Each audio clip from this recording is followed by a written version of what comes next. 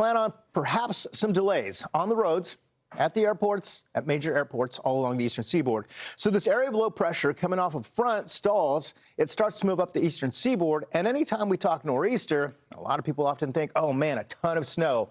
And you know what? If we had some cold air in place, that would be the story. We're not at that point yet. And a nor'easter happens this time of year, goes for next several months.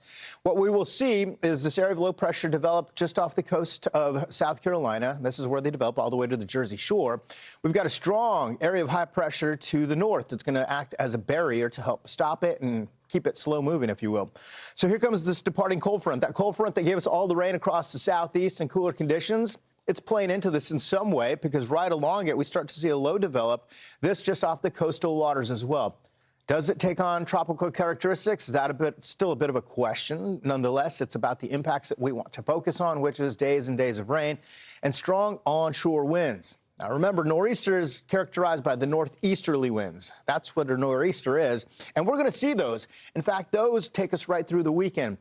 When you think about a consistent onshore push, you know all of that wind is going to give us a lot of waves. It will at times chomp away at the beaches, which has been a big concern this entire season, trying to replenish those beaches and just can't keep up with the storms.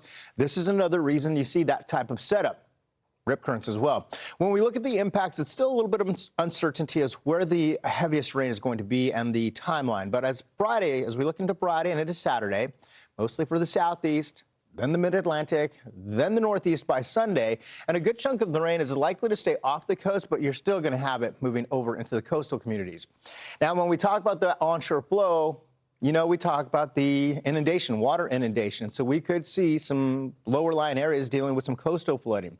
Those strong winds could be a concern for potential power outages because it's a consistent wind that just doesn't let up.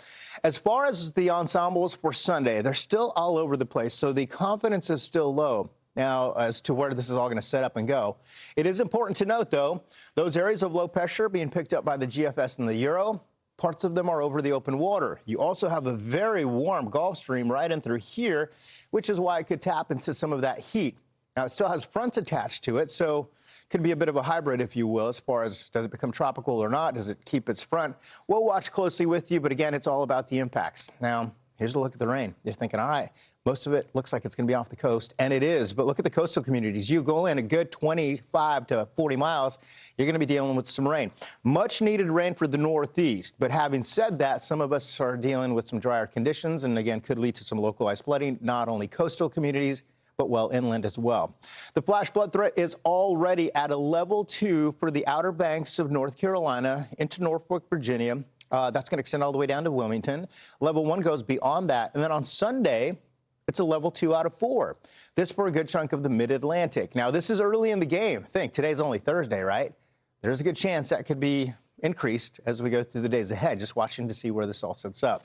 When we talk about some of the peak wind gusts, some of those peak wind gusts, and this is going to take us through Saturday. How about Atlantic City, 50 to 60 mile per hour wind gusts, constant solid onshore push. Hatteras at 50 mile per hour onshore wind gusts. And New York could see some of those wind gusts peaking at 30 miles per hour. And again, this is through Sunday. So you will have times where you'll have some of those peak winds picking up. They'll be going and going and going. And the consistent winds, by the way, only about 20 miles per hour slower than that. So it will be a major concern moving forward through the week ahead. All right, well, let's take a closer look at the impacts that we could feel all across the portions of the southeast as well, because, you know, when we talk about this, we have two areas to watch, the southeast and the northeast. We'll start with the southeast first, since this will be impacted first. Hey, Wilmington, good morning to you. How you doing today? We just talked about chance for flash flooding for you, and I think this is going to extend well away from the coast. You head closer to the coast, and that solid onshore push that we're talking about, well, we are talking about coastal flood alerts, water inundation 1 to 2 feet above sea level. We're just getting past the full moon, so the king tides have been an issue. You just can't get a break. Guess what? This takes us all the way into Saturday. Take a look at the Outer Banks of North Carolina. Sadly, you've seen a lot of the video where a lot of those homes have fallen off of their stilts and into the ocean, and some of them are just hanging on. You add more in this type of setup, and sadly, I think it's likely to be a possibility, rather, as we go through the weekend. Coastal flood advisories extend not only for the immediate coast, but well into the inlets and the bays. That water getting pushed all the way inland is going to be a concern. And we also have some flooding to be watching for the rivers. How about some of these rivers right now for the next 3 days? Coast to Charleston, as we watch some of the water trying to make it out to the bay and into the Atlantic, just getting backed up. And when you think about it, just think about the water trying to flow out and drain to the Atlantic Ocean, but the Atlantic Ocean is sending the water back in. So it's that constant battle of the water bumping up against each other, has nowhere to go, starts to fill its rivers and then spills out to the Outer Banks and spills out over to the dry land. So that's why we've got the concern for flooding.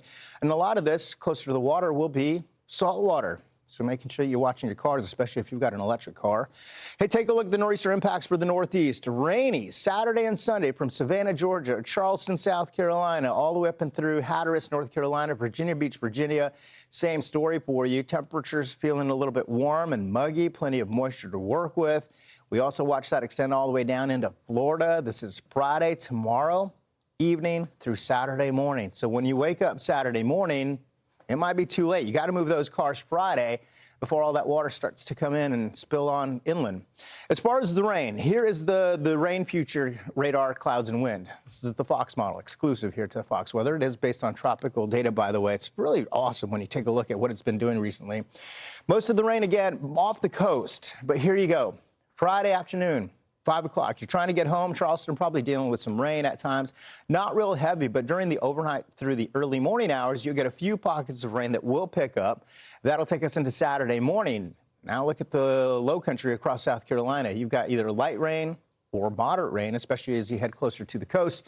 And that's consistent. Goes for a good chunk of the day and into the afternoon. And you watch, the model here keeps the center of the storm just off the coast and the heaviest rain closest to it, as well as some of those stronger winds. But just like a pinwheel, just kind of whips all of the moisture up into the Outer Banks come Sunday morning. And Sunday morning, North Carolina to Virginia is going to be dealing with the heavy rain. So now we're talking about that flash flood threat for the Southeast again, Saturday through Sunday morning. You've got all places from Morehead City to Nags Head, Norfolk. You'll be watching Virginia Beach for some flooding. Again, that's the level 2. The level 1 extends inland a little bit more. And here's a look at the estimated rainfall. This is going to take us through Sunday morning. Most of it, 2 to 3 inches of rain all along North Carolina and Virginia, portions of Delaware as well, and then 3 to 5 along the immediate coast.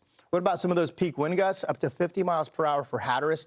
You think about any of the power poles that are in some land that has just been soaked in the past couple of days or even weeks.